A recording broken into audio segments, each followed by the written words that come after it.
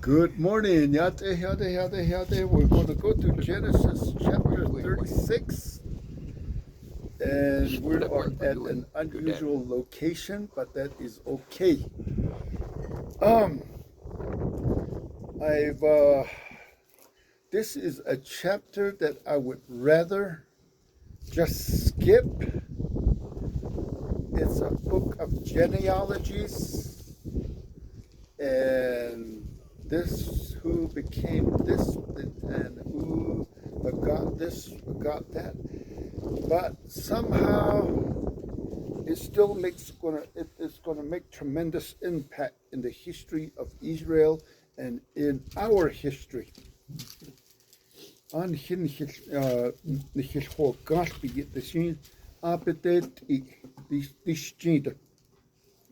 Since it is a lengthy chapter, Genesis chapter 36, I'm just going to go right into English. Okay. I'm thinking there's a lot of editor's notes here in this chapter. And Moses, our reader or writer, is trying to. He is. Yes, put me on a timer. 45 minutes. 45 minutes? Yes, I should be done before that. But okay. This is the genealogy of Esau, who is Edom. Right where where it says who is Edom, I think that's a later insert under the Bible translation called the Septuagint, which is a Hebrew or Greek translation of the Hebrew. Esau took his wives from the daughters of Canaan, Adah, the daughter of Elon, the Hittite, Ahilobamah. This sounds almost Navajo. Ahilobamah, the sons of Adah, the daughter of Zibeon, the Hivite. Verse 3, and Basemath, Ishmael's daughter, sister of Nebaioth. Now Adah bar Eliphaz up to Esau, and Basemath bore Reuel. That first name, Eliphaz, I'm thinking the book of Genesis is, I'm going to dare to say that it is partner to the book of Job.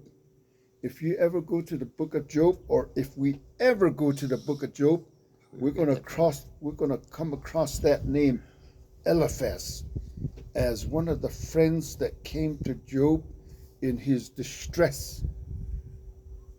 And then later on, we're going to come up with another name that is from the book of Job. Okay. Job probably lived in the time of these Abraham, Esau, Isaac and Jacob, and of course Esau too. Look at that.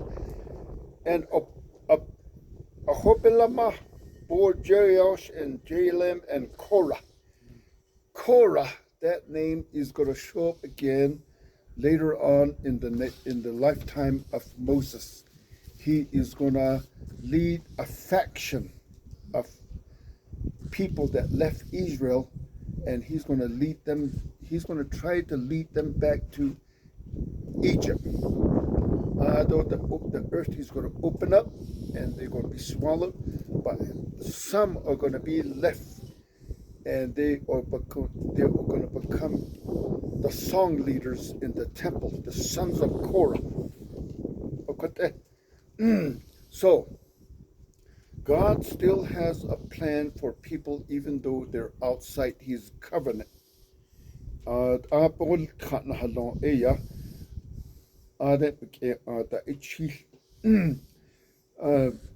Verse 6, then Esau took his wives, his sons, his daughters, and all the persons of his household, his cattle, and all his animals, and all his goods which he had gained in the land of Canaan, and went to a country away from the presence of his brother Jacob. Esau, we had seen him as a tragic figure several chapters ago, and then one more chapter after that chapter, we see him come across as the older brother, the forgiving brother. Now, the picture is him as not a tragic figure or the older forgiving brother, but the generous older brother. He is going to, he's like going above and beyond what he's called to do. He took his possessions, his family, his kids, his wives, and he's making room for his younger brother, and went to a country away from the presence of his brother Jacob, for their possessions were too great for them to dwell together, and the land where they were strangers could not support them because of their livestock. I wonder if that the land at the time was like in the same shape as Navajo land right now. If you were to graze your sheep around here, we would, or your cattle around here a lot. So nomads, you have to move with the season. So Esau dwelt in Mount Seir, and of course there's an editor's note again. Esau is Edom. Edom, genealogy, that is a Greek word for the same name Esau read. And this is the genealogy of Esau, the father of the Edomites in Mount Seir. These were the names of Esau's son, Eliphaz. That name pops up again. The sons of Adah, the wife of Esau, and Reuel, the son of Basemath, the son or the wife of Esau.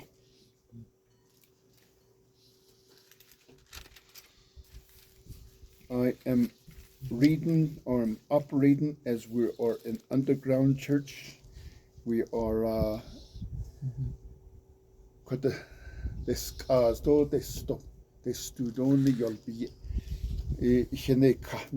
we're having fun, right, Larry? That's right, sir. There you go. And the sons of Eliphaz were Teman, Omar, Zaphar, Gatam, and Kenaz. Sounds like Navajo, right? That's right. Verse 11. Now Timnah was the concubine of Eliphaz, Esau's son, and she bore Amalek. Moses is trying to give a history of the people that they are going to face when they're all coming out of Egypt. Egypt. Amalek, which is their descendants are called the Amalekites, to Eliphaz, and these were the sons of Adah, Esau's wife.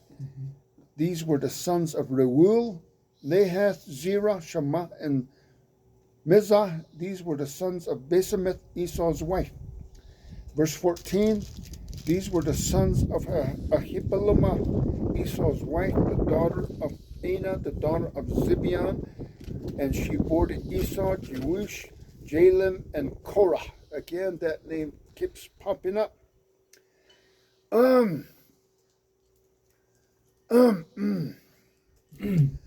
I wonder if in any civilization, chiefs come first, or it eventually turns into kings. There's a difference between chiefs and kings. A chief, as Navajos, we don't know much about chiefs because we never had a chief, right? No. We're kind of just nomads. But kings, on the other hand, is different. Kings, if you live under a kingship, they own the land. So we're going to eventually come to that. Verse 15, these were the chiefs of the sons of Esau, the sons of Eliphaz. The firstborn son of Esau were Chief Teman, Chief Omar, Chief Zepho, Chief Kenaz again. Chief Kenaz. Verse 16, Chief Korah, Chief Gatim, and Chief Amalek. These were the chiefs of Eliphaz in the land of Edom. They were the sons of Ada. I'm going to go so far as say that this is chiefdoms. I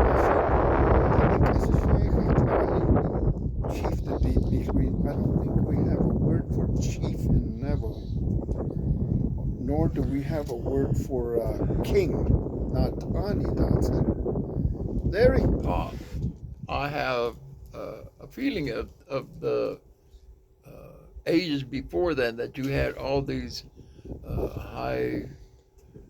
higher up people that took care of their families and all that. Weren't they also be named as chief? Like you had Chief Kansas City Chiefs? No, come on, man, that's not right. They didn't go that far. They didn't go that far anyway. No, I was thinking Chief. God, I can't remember the chiefs that were part of the tribal nations around during the 18th century. Yeah. Yeah, it had to be toward the 18, 17, latter part of, or the middle part of 17 to the 18th century. Manuelito? Yeah, like Chief Manuelito, wasn't he part of a chief? Was he not? From the Western mind frame, he would be considered a chief, but from Navajo, I don't know if we have a concept of a chief. From the Western mind frame, yeah. Well, that just popped into my head, so I don't know. Thank you. You're welcome. So, don't tell me again, because I'll forget it.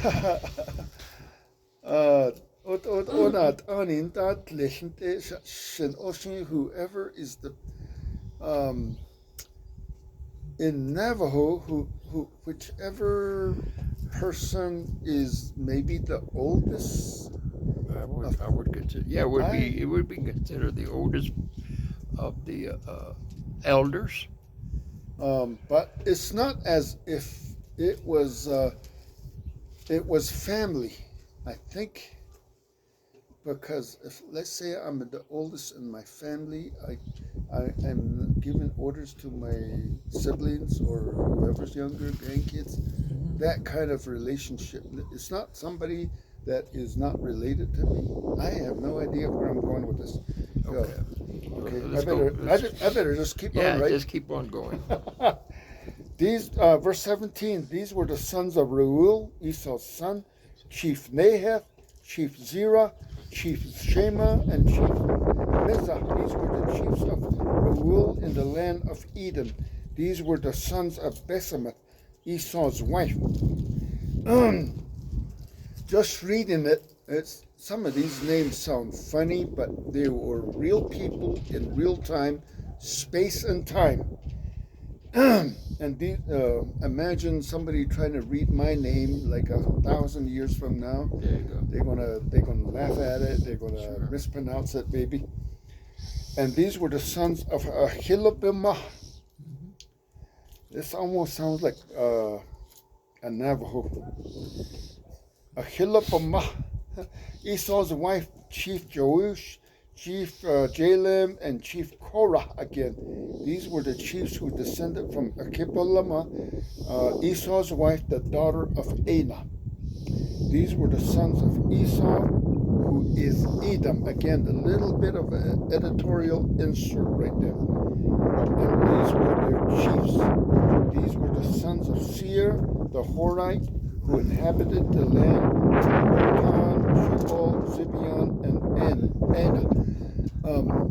Moses is trying to give a heads up to the young people that I believe that the real original audience that we're supposed to read Genesis is the young people that were born in the desert, and they are ready to go into the promised land. Their parents that came out of Egypt, they had died in the wilderness. So he's trying to give these young people 20-somethings. It was a very young generation, and he's given them the history of what they're going through. These were the sons of Seir, the Horite, who inhabited the land, Lotan, Shobal, Zibeon, Ada. Verse 21, Dishan, Ezer, and Dishan. These were the chiefs of the Horites, the sons of Seir, in the land of Edom. And the sons of Lotan were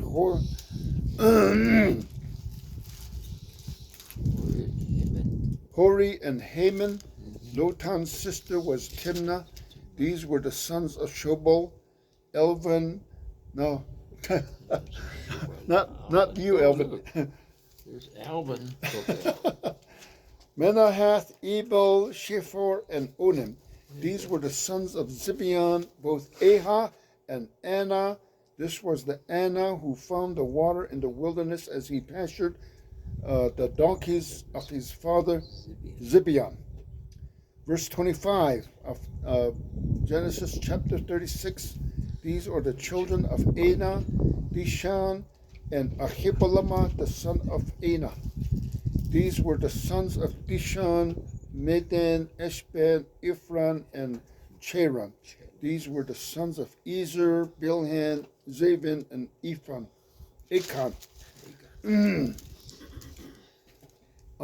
Pay attention to verse 28. Okay. These were the sons of Dishan, Uz. Aran. The name Uz goes back to goes across to the book of Job. There was a man who lived in the land of Uz. His name was Job. Yep. Okay. So the man Job must have been from the line of Esau. He's related to Abraham, but he went to the Esau side. So God is still dealing with these people, even though they're not under the covenant. He still has a plan for them.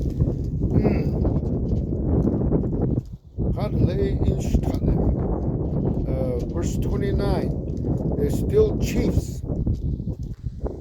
These were the chiefs of the Horites, Chief Lotan, Chief Shobal, Chief Zibeon, Chief Anath. Verse 30, Chief Dishan, Chief Ezer, and Chief Dishan. These were the chiefs of the Horites according to their chiefs in the land of Seir. Something's going to change here. That's right. But there's it changed from the chiefs to the Kings. to the kings. There you There go. you go. This is like the in the Hebrew Bible. There's First Kings, Second Kings. This king ruled from this time and reigned for this many years, and then this one took over. So this is the history of the kings of Esau, the Ishmaelites, the Edomites. It's going to end all the way to what we're not going to see here is it's going to end all the way in King Herod.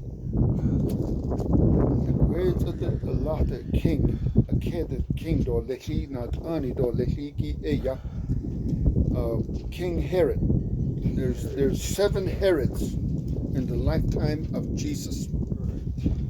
Now these were the kings who reigned in the land of Edom before any king reigned over the children of Israel. Bela, the son of Beor, reigned in Edom, and the name of his city was Dinhabah. Almost sounds Navajo. And when Bela died, Jobab, the son of Zerai, and Bozrah reigned in his place. Basra, Janico. It sounds like a province in modern day Mexico. almost a couple thousand miles east of there. in the province of Nasiriyah in Iraq. Somebody getting this one. Verse 34. When Jobab died, Husham of the land of the Tenemites reigned in his place, and when Husham died, Hadad the son of Bedad, who attacked Midian in the field of Moab, reigned in his place, and the name of his city was Avith. So I'm just plowing through. Oh, Diego, it's here. I would rather just skip it over and go into the life of Joseph, but this is in the way. This is like a big rock that I must remove. So next Sunday, wherever we meet, we might meet in the great outdoors like we are right now. So, or we could have a building again. When Hadad died, Samlah of Meskarah, Mesrikah reigned in his place. Verse 37. And when Samlah died, Saul of Rehoboth by the river reigned in his place. Again, like I said, a king owns the land, and if you live on his land, you are merely a tenant, and you could be a lieutenant. But here in the United States, we don't live under a kingship. But in Christendom, we live under a kingship. That's right. Jesus Christ owns the whole enchilada. Larry, the whole enchilada, the whole. Say too much because it makes me hungry. He owns the cosmos, right? So, verse 38. I'm gonna try to sound as Spanish as I can here in verse 38. When Saul died. No, Saul. Saul. Saul. No, you can't say Saul. That's still in that's the latter part of the 18th century, and it's Saul is the Spanish language. In Hebrew, it is pronounced Saul. Yes. Words get corrupted, and then they change, and then they get corrupted back into the old ways. Like in Navajo, our term for money is peso. We got it from the Spanish, who got it from the Arabs. The Arab term for money is peso. Peso. But when the Arabs came to Spain, Right. the Spanish people corrupted it to peso. Peso. And then the Spanish came over, and we met with Navajos. We contacted Navajos. We corrupted it back to the Arab form, peso. So Okay. How are you spelling that? BESO or whatever. Okay, you're calling it the peso. Yeah. So Saul is the same way. Okay. So it All got. The reason I'm saying, and I do apologize, is when you all call it peso as far as the money goes, and the Spanish word is peso is a kiss. Yeah. Like I said, it's corrupted. Okay. It's corrupted. Yeah. The Arab word for peso or money is peso, Peso. and the Spanish corrupted it to peso, Yeah. and then we corrupted it back to the old form. So Yes. Saul is like that. Yes, sir. In Spanish, in the Hebrew, it is pronounced Saul. Yeah. Okay, verse 38. When Saul died, Baal-Hanan, the son of Akbor, reigned in his place. And when Baal-Hanan, the son of Akbor, died, Hadar reigned in his place, and the name of his city was, I'm going to sound as Spanish as I can here again, Pau. Oh, no. His wife's name was Mehetabel. Mehetabel, the daughter of Matrit, the daughter of Mazahab, verse 40. These were the names of the chiefs of Esau according to their families and their places by their names: Chief Timnah, Chief Elva, Chief Japheth, Chief Ahop, Libamah, Chief Elah, and Chief Pinion. Pinion. Hey. If you know where That's what you guys pick up all the time off the road, right? Off the trees. Pinions. that and the town we call it Pinion, Oh, okay. that way. I won't get to that one. This gets more Navajo than anything else. I know. Verse 42, Chief Quinez. There you go. I see some smiles.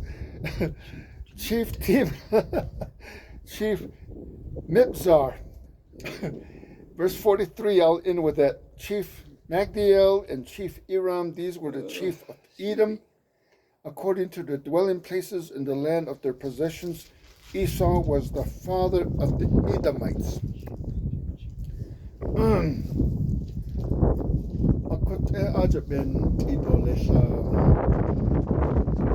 Whatever the significant, whatever the spiritual lessons that are in this chapter, again, I'm going to say it's lost to me. If you get it, let me know. Yes, sir. One of the Bible teachers that I used to have, he always says, the true sign of a cult leader is they know all the answers. And he says the quickest way to make money is to become a cult leader. And I'm not good at it. I'm not good at that either. So Not good at being a cult leader. I don't have all the answers. I don't even have all the questions. We have questions. Joe, what's your question? Well, that was my question. Question, the answers, or what did my Bible teachers used to say. Any answers, insights, spiritual applications. I know, Daryl, you have one. Maybe you haven't formed it yet, but it's coming. I can see the gears grinding, and what is this? And any comments? Yeah, so it's like you said, you don't always have the answers, but you have to lift it up in prayer. Listen with your heart. Listen to what we've already learned in previous chapters. For me, I think one of the key elements that continues to present itself is, first and foremost, that even here, Esau, God promised Esau, Absolutely. his descendants would be blessed Yes. in their own way. And so here again, he shows Yep. that faithfulness. And there's also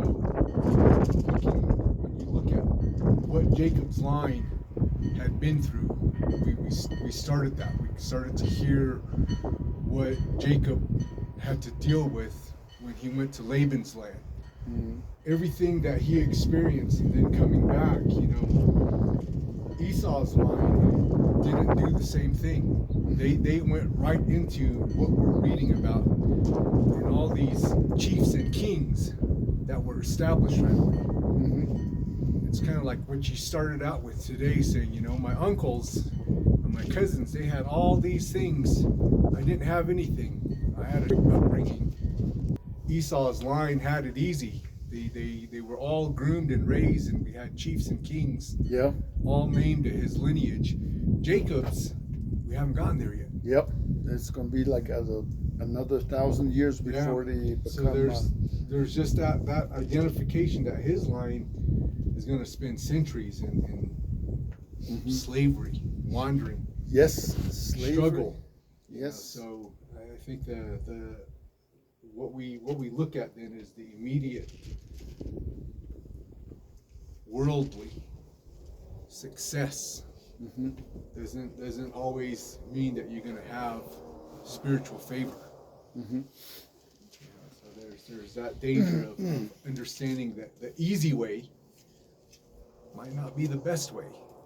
The easy way might be temporary. The easy way is easily taken away. Yeah, because the Edomites are no longer. Yep. They disappeared in history. So then there's the the conflict, the root of it, the family bitterness, Esau and Jacob. Esau, when he moved away, it seemed like he moved away in good spirits. But it's the kids that later on ahead, and it comes back to Herod and Jesus, the line from Jacob and the line from Esau. When they The meet, Amalekites that become the big opposition, right, to Yes. God's people. That I think that root, that conflict root, is where Esau probably, even though he didn't say it, even though he tried to act through, like you're saying, I'm sure he said, that should have been mine. I should have been like this. Possibly. I should have had my father's blessings. estate. So Asiat atiyas, but we don't hear that. But clearly there's gonna be that opposition. Opposition's gonna be rooted somewhere. Probably that if we go back to the lineage in the story, Esau and Jacob, what happened? What created that break? So there's that. Maybe it's Jacob's people too. That should have been us. We should have been kings. We should have been the chiefs. But the fact is that there's opposition there. There was a break in the family. So maybe it's a warning for us today through understanding family bitterness, which is the basis of what I asked for prayer today with my sisters. I don't want that family bitterness in my family. Yes, in a sense, this chapter was dry. That's what I said. I would have rather skipped it and went to the more interesting, but it's like a bridge in this way, that way. I don't eat that tani. It's presenting something. And I think the last thing that I recognize is it's a reminder of God's sovereignty. No matter what happens, this is all done by His plan. Yes. Like He's playing chess. Put this over here and put this over here, and eventually everything grows to where it needs to be. He placed each brother in a specific place to grow their people into the nations that came to be. I'm thinking Moses, when he's leading the people out of Egypt, he is telling them to still have respect. As we're going to these lands, they're related to us in this way, so still have respect. And then Yeah, I think the big takeaway is, we call ourselves CBC, we call ourselves Christians, we call ourselves believers, and we partake in communion as believers, understanding that we have a hunger. The hunger that we want to feed is through the Word, right? That's what's there, and the Word is exactly that. I don't think there's anything that was intended to be wasted. Yeah. Everything had a purpose. Yes, and Everything there was everything that is to be identified for us to do like we're doing today, to talk about it, to understand why this. That's the challenge of it, of understanding and reading the Word. If you can't challenge yourself to read and question and understand and try to come up with something that you can take away and share, then all you're doing is acting. Mm-hmm. And we had that message shared a couple weeks ago, where deeds without love, when you love something, you're questioning it. I love Savon so much, I question everything he's doing. Why are you acting like this? Why are you up at 2 in the morning making all these grunting sounds? You're being different. You're acting different. Try to think about what else I missed. Yeah. Any one of these names we could go into deep history on. Absolutely. Any one of these, like the name of Uz, it opens up a whole new the chapter of the whole book, the 42 chapters in not Genesis, the book of Job, the land of Uz. There's a man that lived in the land of Uz. He feared God and shunned evil. So, in a sense, the Esau line still had a reverence and deep respect and worship attitude for God in some way. So it opens it like in astronomy. They say when I was a kid, they used to say behind every star that you see, there's a whole billions of galaxies behind each star. So these names are like that. You could easily get lost in any one of these names. Yep. Hakoshi.